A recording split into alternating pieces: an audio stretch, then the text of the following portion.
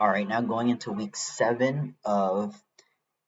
ABA 622, while looking at my data, I saw that kind of over the course of the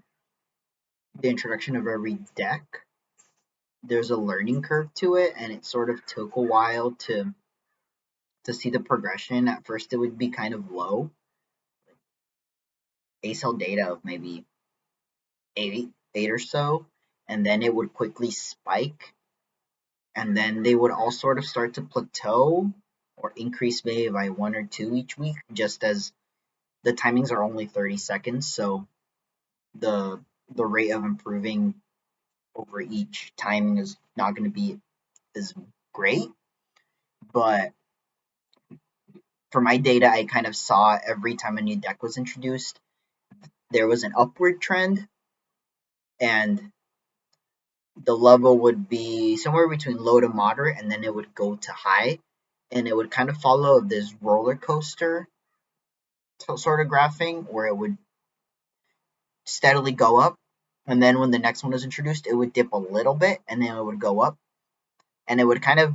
stay in that flow. Just as this is the second class that I'm taking for this graduate program, so I think now it's the study habits are settling in, and I find myself even studying less to meet these requirements versus in ABA 620, I needed to focus a lot more to get these same results. Whereas now, it's not as much like that.